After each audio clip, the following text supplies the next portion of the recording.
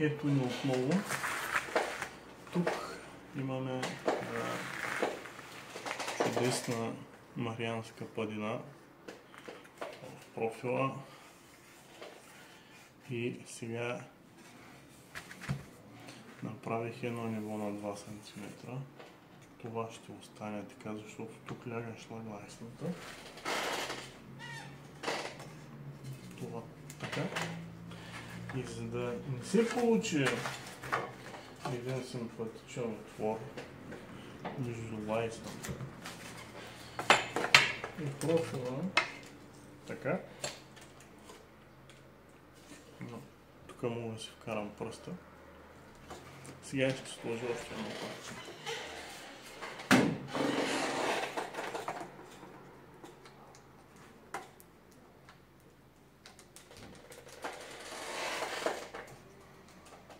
Тук голямо лепене, голямо нещо. Аз последните 3 дни само лепя. Както е, не се оплаквам.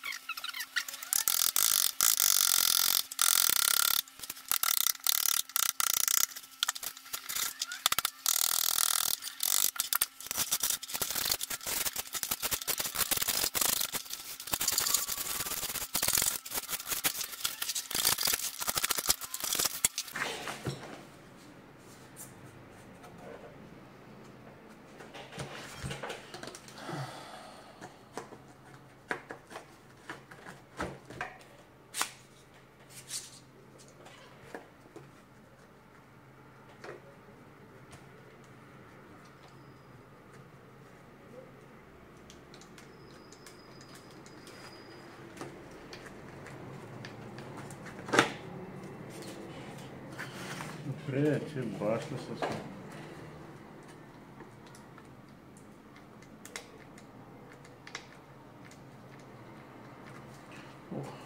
Че толкова просто може?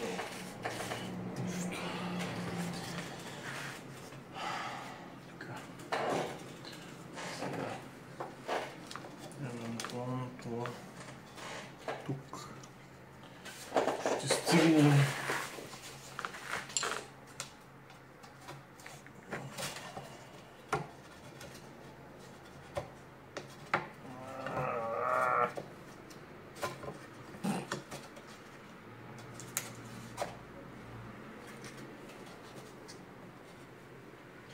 Може и да стигне.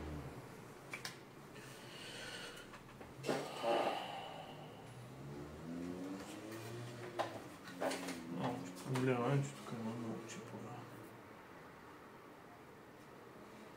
Макар че той ще лежи под шлаглайсната, така че голяма работа.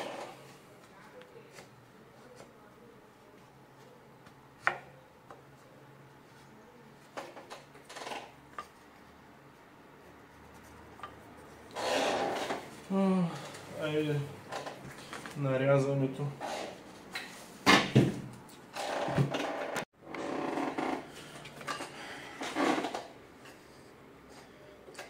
Отрязах нещо приблизително до истината. Парче дърво. Слагаме сега щедро лепило. Ако ме питате какво лепило ползвам, клас D4, което означава, че е водоустойчиво и влагоустойчиво и е подходящо за лепене на неща, които ще са на метеорологични условия. Независимо дали ще е конденс, влага, дъжд, пара или се тая,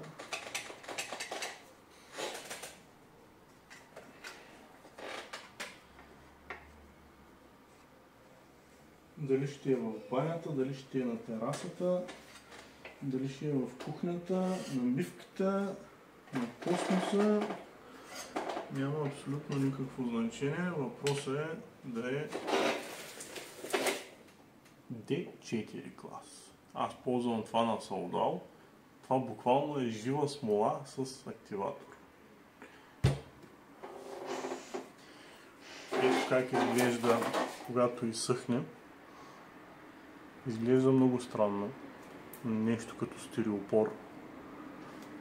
Заради балончетата, които излизат при изсъхването. Ползвам това, защото водоустойчива, влагоустойчива, устойчиво лепило. 3 часа става кокъл, след 15 минути започва да се активира лепителния шеф напълно. И е гъвкаво. Най-вече. И е гъвкаво. За разлика от всички останали дърводелски лепила, като например Titebond и каквото искате там модерно и здраво, те са супер твърди и при отсукване самата дървесина се кръши с лепителния шеф. Което означава, че като тръгнете да ги разделяте или по някакъв начин да има някакъв вид щупване, лепителният шеф, лепилото където стои, няма да мръдне, обаче дървесината зад лепилото със сигурност ще се предаде. Така.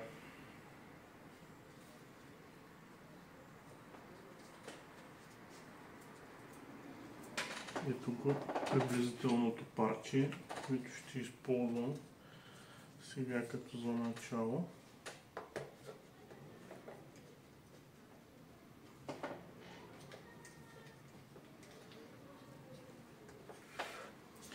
И вече като изсъхне ще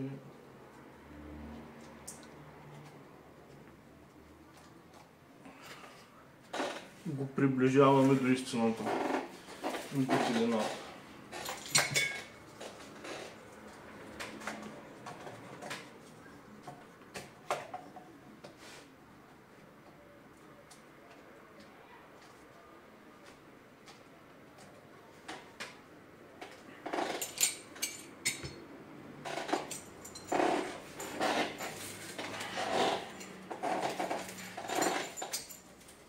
Така, понеже тази летва е някаква отпадъчна от предишни рязания, нито е профилирана, нито е права, нито е равна, нито е нищо близо до правилно. И затова сега отделно, като стягам, ще трябва да го намествам, за да може да го прилепя максимално близо това парче до този канал. Не че след това лепилото, като започне да изсъхва, няма да излезе и да запуши канала и евентуално после може да се китоса, ако е толкова страшно положение. Въпреки това просто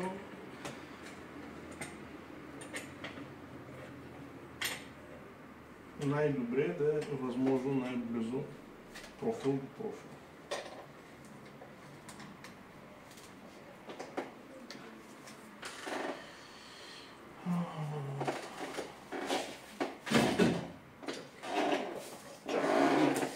Ала, чакай. Ето как изглежда лепилото след като изсъхне, буквално като монтажна пяна. Това е, което е излязло от лепителния шеф. Ето, като излиза въздух, балони ще се образуват и иначе това е супер твърдо.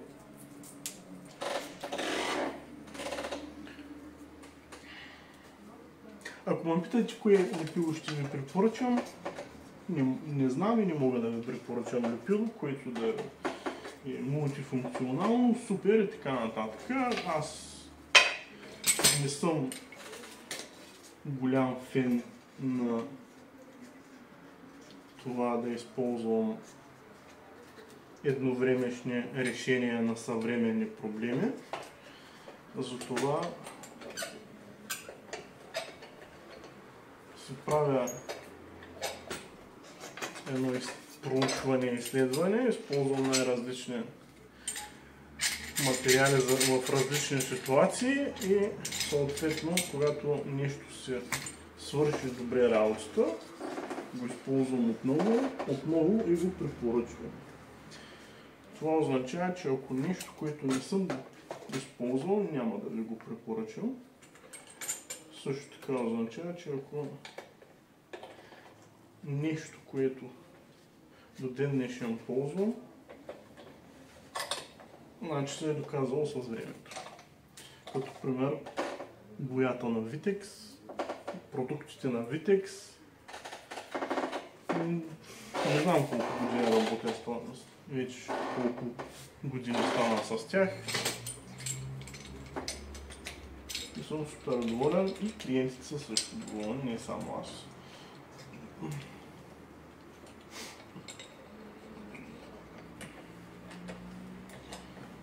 Но това ще бъде за някой друг клип. Не за сега.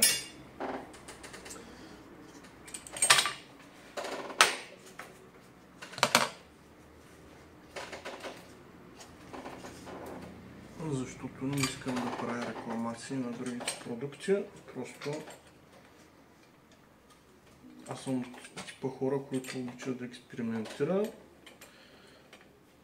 да пробва, да учи нови неща всеки ден и нямам нищо против хората, които се придържат към стария начин, старите решения, но смятам, че в един момент модерните проблеми имат нужда от модерни решения, защото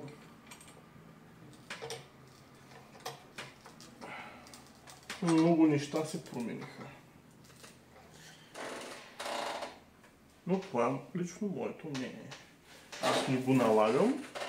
Ако някой не харесва това, което правя или продуктите, с които работя, няма проблем.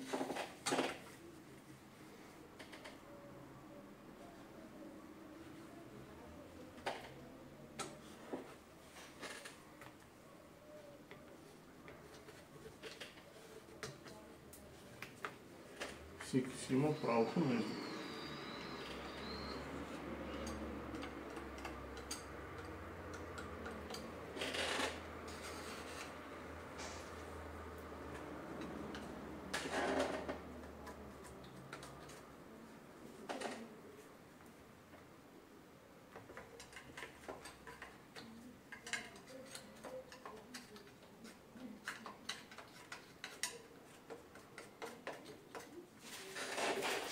Така, понеже искам да съм 150% сигурен, че лепилото ще вляза на абсолютно навсякъде, сега ще мина и ето този ръб, който се образува между двете парчета, това и това, ще пусна едно лепило така.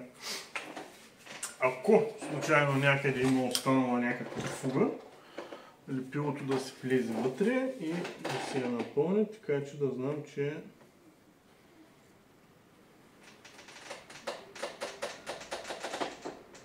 нещата са здраво пълнати, залепнали и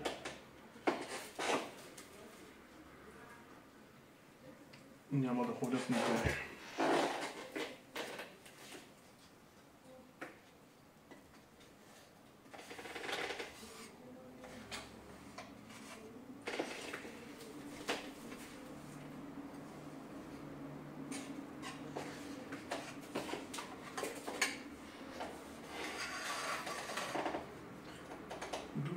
Доколкото съм работил с това лепило, ми е направило впечатление, че когато му сложиш вода или го напръскаш леко с вода, имам чувството, че започва да залепва по-бързо или поне става много по-лепкаво, защото сега, примерно, като съм пипнал нещо и като отида да се мия ръцете, първоначално всичко става супер лепкаво и след това става камък по пръстите ми и няма миене. Нали? Пак излизаме от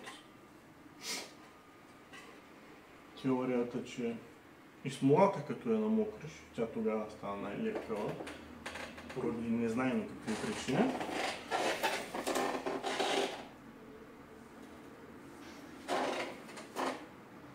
И тук е същото положение.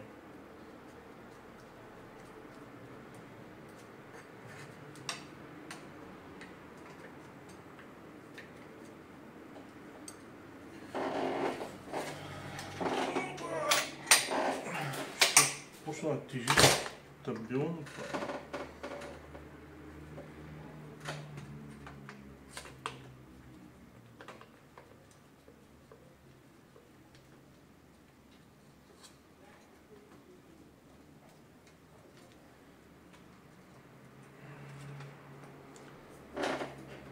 Така, същата процедура и тук, от вътрешната страна.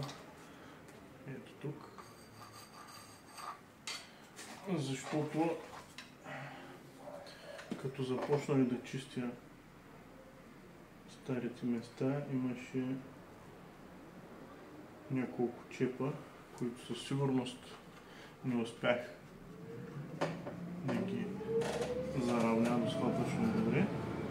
И съм сигурен, че някъде под тази дъска със сигурност ще има повдигани от тяхна страна, съответно ще има отворени джобове, които няма да са пълни с лепило.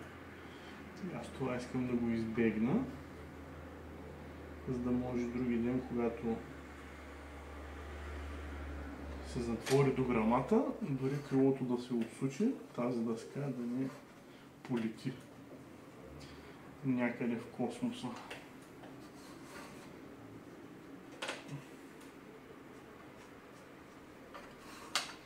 Макар че аз като я гледам колко тънка ще бъде, тя дали ще се отсучи или не, няма да има голямо значение, но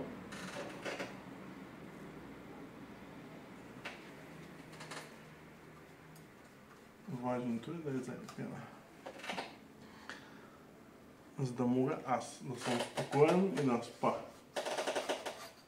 вечер, а не да треперя.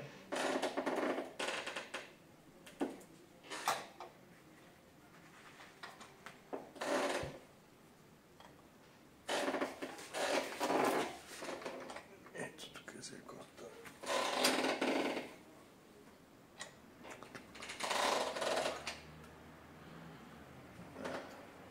Това е...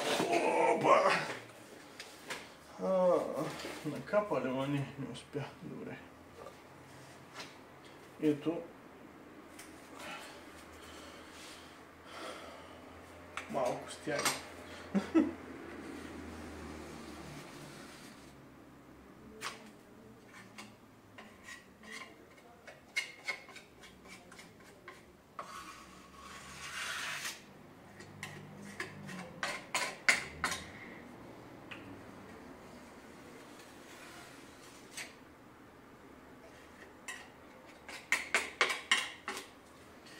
Така, ами...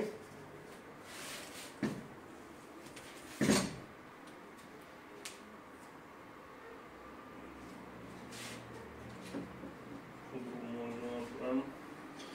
Ето го.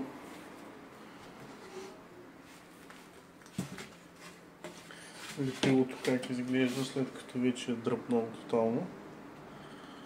Изглежда на буквално монтажна пяна.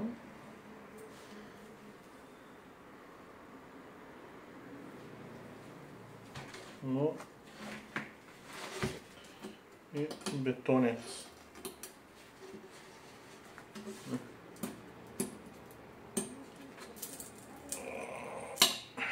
Няма така.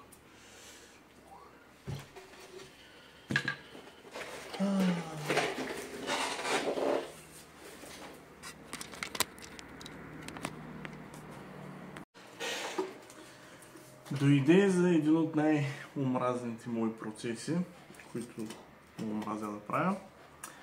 Това е да се уплътнят прозорците. Мразя го, защото става много бавно, отива много материал, става всичко мизерия и е много бавна и пипкава работа. И като не ти е равна рамката на леглото и нивото на рамката тук и тук, става трагедия. И докато стане визуално добре и приемливо, си е играчка. Но както и да е. Така, аз не ползвам силикон, аз ползвам това.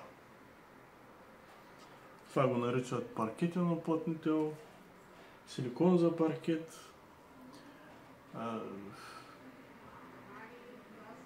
уплътнител за паркет и всякакви други такива тъпи истории. Ползвам го, защото е водо-влаго устойчиво, има UV защита, може да се запълват големи пространства с него, макар че на етикета отзад пише точно обратното, но като знам какви чудеса съм изпълвал,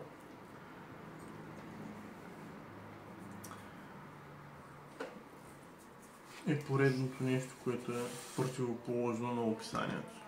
Но както и да е. След като ще се боядисва, няма абсолютно никакво значение какъв е цвета на салама. В този случай съм взел такъв цвят. За кафеникъв. Защото ще се грундира и ще се боядисва след това. Така че няма абсолютно никакво значение какъв е цвета, защото той после ще се прикрие.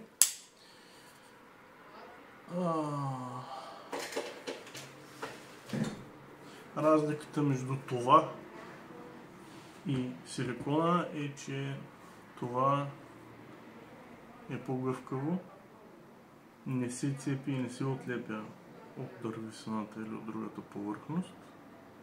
Може да се боядисва. Най-вече може да се боядисва.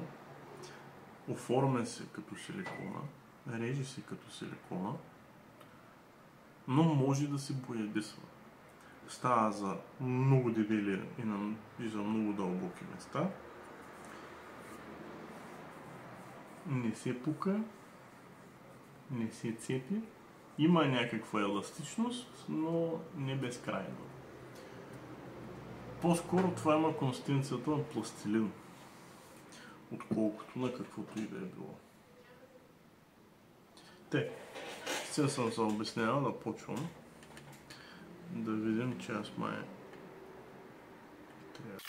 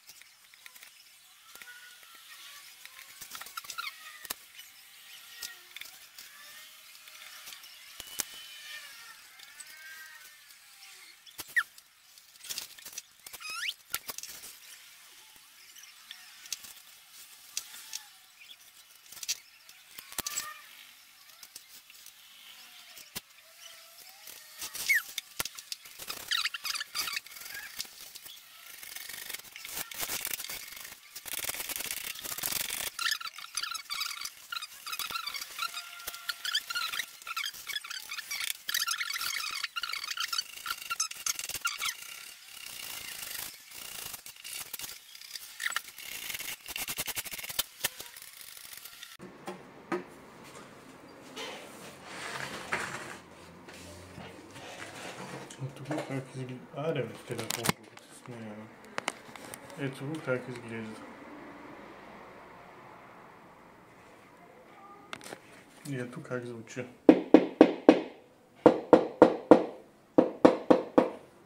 На здраво, кораво и укрепено. Така, ето тези, които са останали сега, като примерно това, което е върху стъклото и излишно, след като изсъхне, една равнина се задава така штрак с макетния нож, после пак с макетния нож правиш и така и то са бели.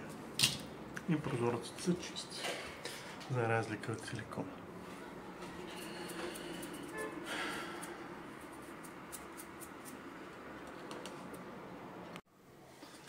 Така, сега ще ви покажа как да уплътним от външната страна. Реално това всъщност е вътрешната страна на крилото. Да, отвътре също трябва да се уплътни. Ето тук. Тази рамка. Дори и перфектно да е легнала, отново трябва да се уплътни, защото когато се бояди се,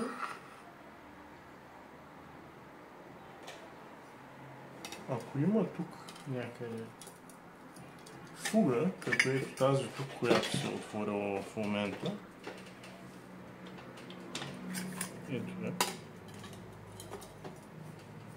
прото, което е кондензира много по-бързо, влиза влага, стъклото има по-голяма вероятност да се спука, духа вятър и подсъсетиш още там. Проблеми. Тук тертипа е подобен, само че тук няма да се боядисва грунзера, тук ще се слага лак, което означава, че трябва да е минимално видимо и да има минимално излишен уплътнител извън рамката, което означава, че сега така мъжката пълням дупката.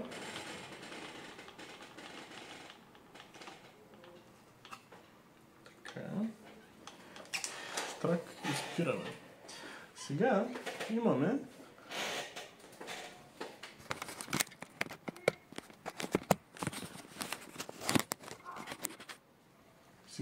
това като резултат, което не е изобщо лошо.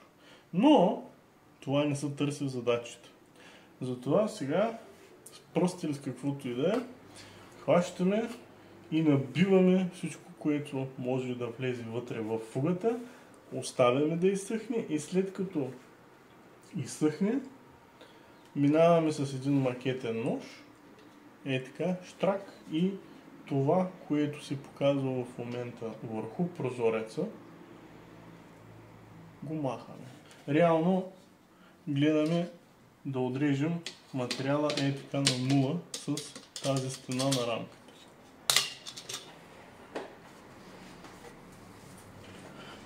И идеята в момента е да натъпчем възможно най-много и най-добре фугата, за да знаем, че нещата са запечатани. Така, това, че се получава сега ето това, не е проблем, защото така или иначе после минаваме с циклата или с макетния нож и го махаме. Това може да остане, но след това всичко, освен ето това, което е ето тук, между фугата и стъклото, се маха.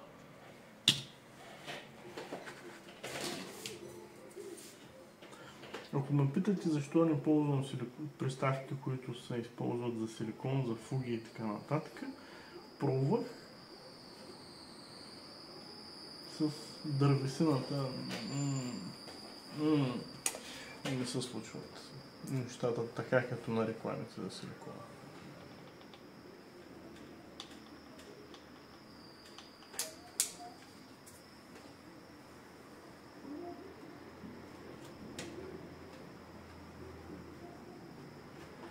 Другото, което може да използвате, но просто аз сега бързах да започна да правя клипа, и взимате си един мокър парцал. Мокър. И минавате, за да избършите излишното количество материал. Но трябва да внимавате, защото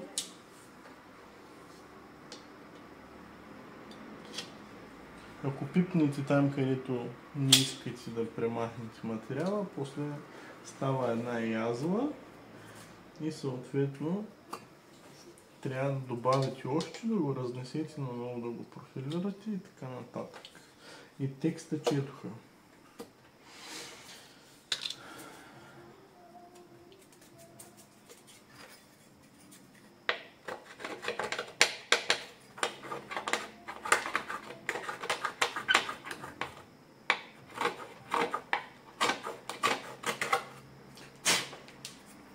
Ако горната част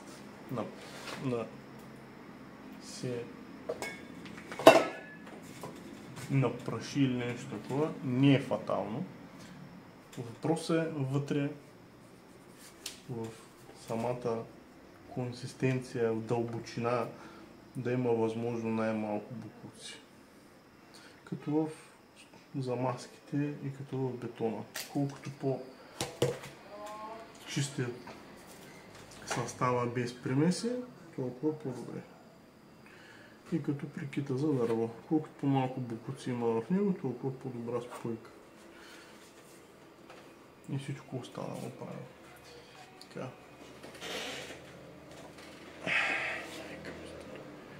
Ето. Какво се случва?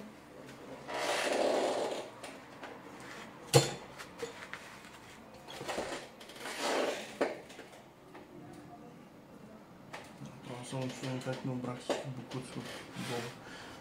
Явно днес имам късмет. Така, тук също има една лека фуга.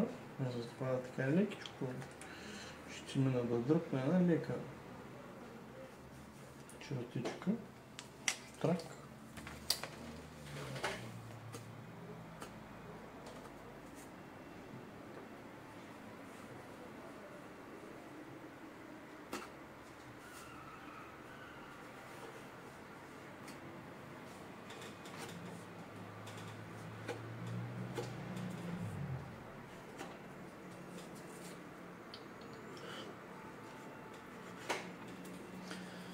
Ако ме питате защо не използвам уплътнител за паркет вместо кит, защото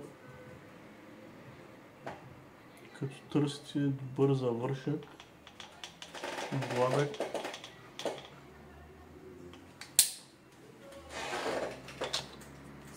не може да го получите. Това е с различна консистенция за разлика от кита и си личи. Малко е, но си личи. Може да се байцва, може да се брондира и боядисва. Могат да се слагат и масла и вакси на него, но този цвят, който виждате в момента, поема много малко от цветните пигменти на другите материали. Грунда е боята, няма проблем, оцветява го. Но байц, масла, лакови и така нататък почти не се променя цвета. Така да кажа. Така, тук да изчистим първо лепилата.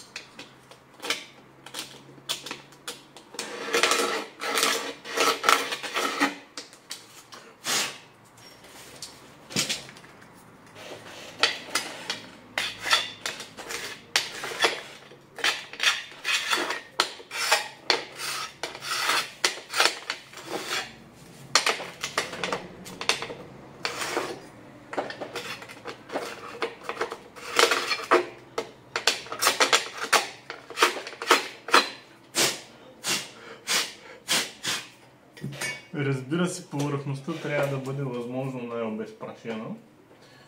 Както виждате, аз перфектно обезпрашавам.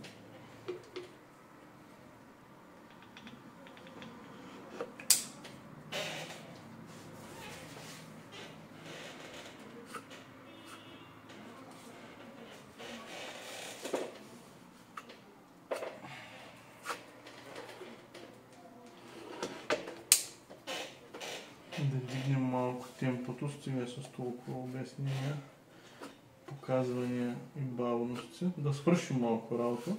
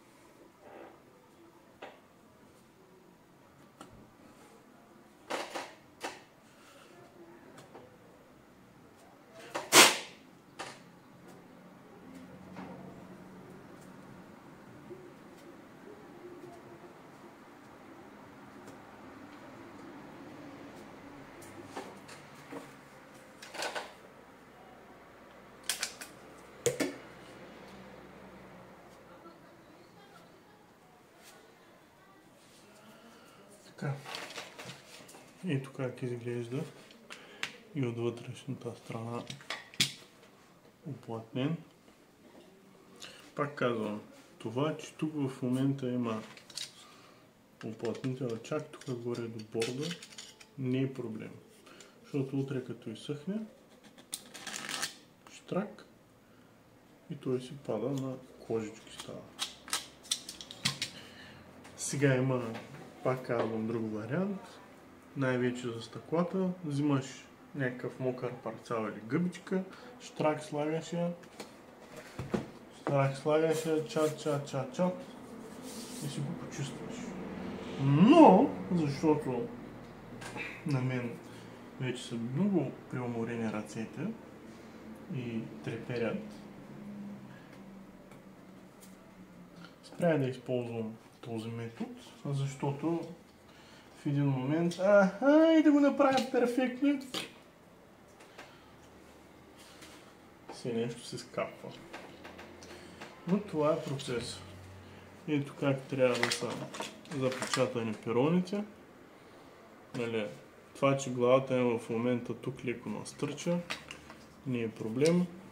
Тук и тук, и тук и тук, защото те реално след това ще се боят да се грундират.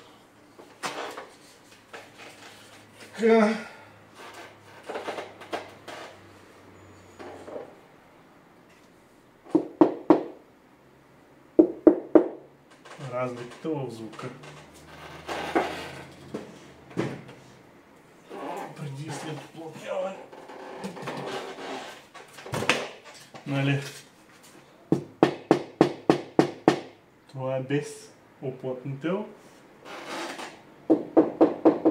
Това е с коренна разлика.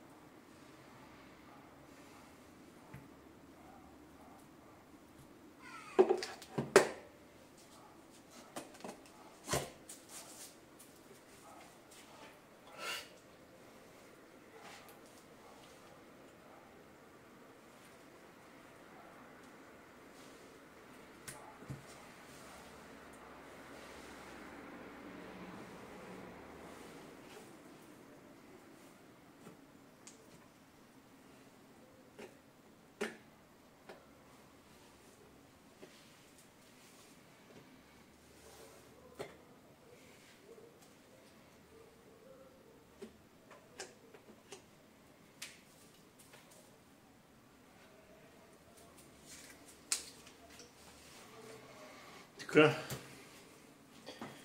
готови сме за днес. Друго не мога да направя по въпроса, докато съхнат всички 100 неща. Живот и здраве, ще видите утре резултатите от вече звучи на корал.